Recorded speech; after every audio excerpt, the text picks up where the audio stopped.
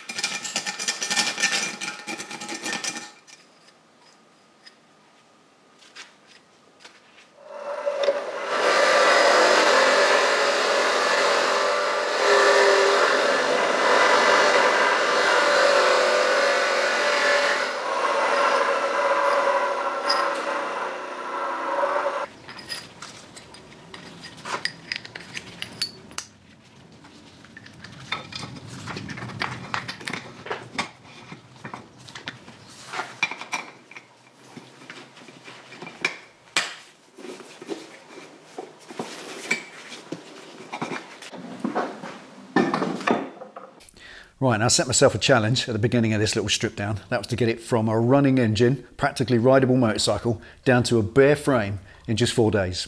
Well, that was day 3, so I am bang on schedule. So join me in the next one, the final one, and we'll pull the engine out.